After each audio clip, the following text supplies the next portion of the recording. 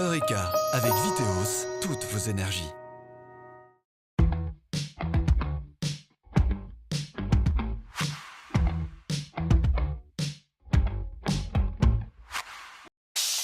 Salut à tous, bienvenue dans Eureka, l'émission dédiée aux différentes formes que peut prendre l'énergie dans notre quotidien. Aujourd'hui, nous vous proposons de revoir ce qu'on estime être les meilleurs moments d'Eureka diffusés en 2015. Nous reviendrons sur l'histoire de l'arrivée de l'électricité dans la ville du Locle il y a 125 ans. Nous verrons que cette électricité était à l'époque destinée entre autres à l'éclairage public et qu'aujourd'hui de nouvelles technologies ont pris le relais comme l'éclairage LED. La LED, justement, une technologie du futur, on s'y penchera avec Nicolas Grandjean à l'EPFL de Lausanne. Mais d'abord, intéressons-nous à la question de l'intégration des panneaux photovoltaïques dans le paysage architectural. Dans le canton de Neuchâtel, de nombreux toits et façades en sont équipés. Pour intégrer plus facilement les panneaux photovoltaïques dans le paysage architectural, des chercheurs du CSEM travaillent sur la couleur des panneaux solaires. À la manière du caméléon, ils se fondent de mieux en mieux dans le paysage, comme chez Gilles Blandonnier à Corcelles. Monsieur Gilles Blandonnier. C'est ça. Bonjour, enchanté. Bonjour, enchanté aussi. Il paraît qu'il faut qu'on monte sur votre toit. Mais j'ai l'impression, ouais, c'est là où ça se passe. Allez, je vous suis. Suivez-moi, merci. Une partie du toit a été recouverte de panneaux solaires high-tech. Leur couleur terracotta, obtenue grâce à un jeu de lumière sur les couches minces de silicium, est très proche de celle des tuiles traditionnelles. Alors là, Gilles, nous voilà comme deux pigeons sur votre toit. Tout à fait. Ça fait quel effet d'être perché? Alors moi, je dois dire que j'aime assez. Il y a de la vue, tout va bien, il fait beau, on bronze, donc tout c'est parfait. Qu'est-ce qui vous a motivé? Qu'est-ce qui a motivé votre décision d'installer ces panneaux? Alors, ça faisait un moment qu'on voulait intégrer du solaire photovoltaïque sur notre maison, disons. Ça fait partie d'une démarche un peu qu'on a voulu comme ça d'économie d'énergie et dans la mesure du possible de production de notre propre énergie. Alors en termes de production d'électricité, ça assure une bonne partie de votre consommation? Voilà, comme on a mis en service ces panneaux il y a 6 mois, il va falloir qu'on voit un peu dans la durée, mais d'après les simulations du CSEM, et puis ce qu'on a vu dans ces premiers mois, on devrait arriver à peu près à 2/3 de notre consommation annuelle qui serait donc produite par ces panneaux. Alors pour l'instant, ce n'est qu'une estimation, puisque c'est un test, une toiture pilote, on peut dire. Oui. Vous êtes aussi fier de quelque part d'être un petit peu à la base de ce projet? On est fier, mais quelque part on n'y est pas pour grand chose puisqu'on a fait juste que de mettre notre toit à disposition. Après c'est clair, si vous voulez d'un point de vue plus global, si ça peut faire démarrer ce type de technologie assez nouvelle avec donc du silicium amorphe, c'est très bien, on en sera évidemment très content. Et puis si ça peut aussi donner l'idée à d'autres personnes, c'est une très bonne chose. C'est un virus que vous voulez transmettre? Alors on espère qu'il se transmet, mais voilà, on n'est pas les seuls et je pense qu'il commence de se transmettre assez bien. Alors c'est donc pour vous un apport supplémentaire en énergie, est-ce que c'est aussi des économies? Alors c'est clair que tout le courant qu'on produit avec ces panneaux, ce n'est pas du courant qu'on achète, donc à ce niveau-là, oui, c'est une économie. Après, bien sûr, il faut voir l'investissement qui est pour la transformation qui est quand même assez important, bien sûr. Et l'idée à terme, c'est qu'un panneau de ce type coûte le même prix qu'une tuile traditionnelle. Voilà, c'est ça. L'idée donc de sortir ces modules en grande série et puis d'arriver au mètre carré au même prix que la tuile, ce qui est évidemment extrêmement intéressant. Le soleil nous permet donc de produire une électricité verte, mais d'autres sources d'énergie renouvelable existent depuis bien plus longtemps. C'est le cas de l'hydroélectricité. À la fin du 19e siècle déjà, la transformation de la force de l'eau en énergie mécanique était produite et consommée dans un petit périmètre. Par exemple, dans la ville du Locle, il y a 125 ans, Caroline Calam connaît très bien cette histoire. Caroline Calam, bonjour. Bonjour. Alors nous voilà sur le banc des amoureux. On est plutôt des amoureux d'histoire aujourd'hui. Alors vous êtes l'auteur de l'ouvrage Les Lumières de la ville, qui traite des balbutiements d'électricité dans la ville du Locle, il y a 125 ans. Alors l'histoire en fait commence bien avant. Le Locle en 1862 choisit le gaz riche. Et ça ne sert qu'à l'éclairage, donc ça ne peut pas servir à la force motrice.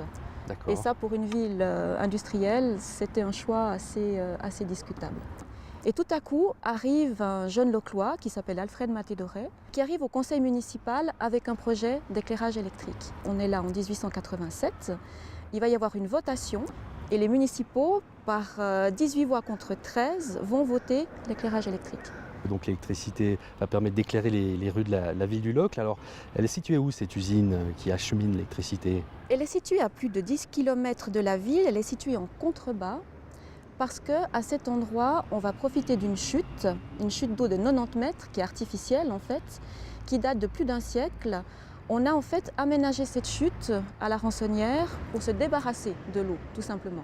Et ensuite, c'est Alfred Maté-Doré et un de ses collègues, un grand électricien suisse qui s'appelle René Thury, qui, l'histoire le dit, enfin la légende peut-être le dit, voit cette chute d'eau et se dit mais 90 mètres de chute, il faut quand même en faire quelque chose.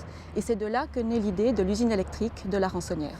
Et c'est là que le Locle est vraiment novateur. Ce sera la première usine de Suisse à être en main communale, gérée, dirigée, financée par une municipalité. Cette usine de la Rançonnière va-t-elle permettre uniquement d'éclairer dans les rues de la ville du Locle ou ça va servir à autre chose?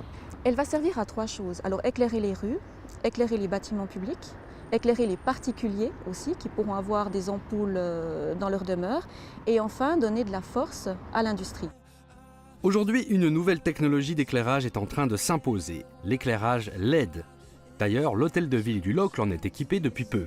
Grâce à cette technologie, une économie de 85% devrait être réalisée chaque année, soit la consommation de près de 7 ménages. À l'EPFL de Lausanne, les LED ont également remplacé la totalité de l'éclairage extérieur du site. Une réduction de 55% de la consommation a été atteinte. Alors, la LED est-elle devenue incontournable? Élément de réponse avec Nicolas Grandjean à l'École Polytechnique de Lausanne. La révolution, en fait, c'est les LED. On a vu en 2014 que le prix Nobel de physique avait été attribué aux 3 découvreurs, inventeurs de ces LED bleus. Là, c'est une révolution aussi technologique et scientifique, c'est-à-dire qu'on part de courant, d'électrons, et c'est directement un électron qui va donner de la lumière, qui va donner un photon. Donc le mécanisme est complètement différent.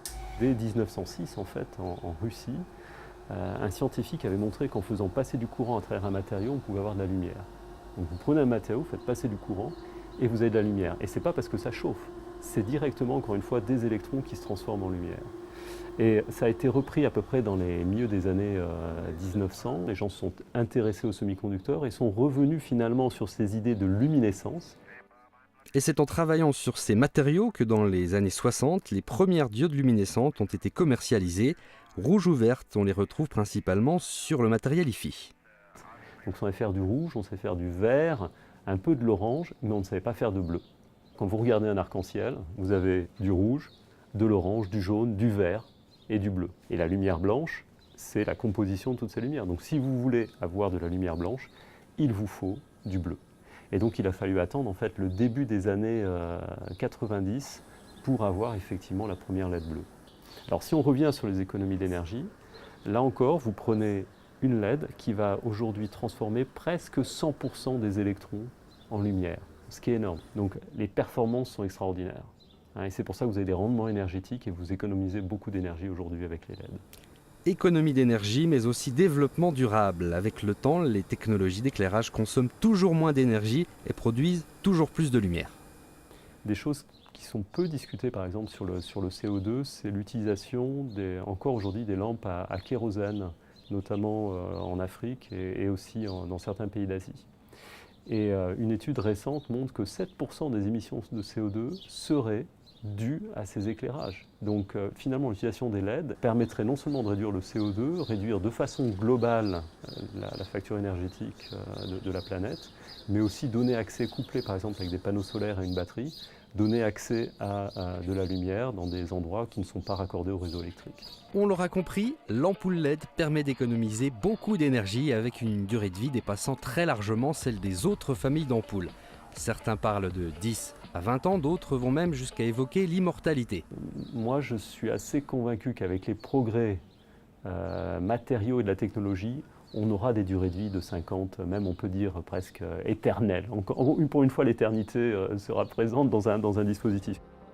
Voilà, Eureka, c'est terminé pour 2015, mais pas d'inquiétude, on se retrouve l'année prochaine et on parlera toujours d'énergie. D'ici là, passez de très bonnes fêtes, mangez, buvez, mais raisonnablement. Et puis surtout, restez branchés sur Canal Alpha. Salut!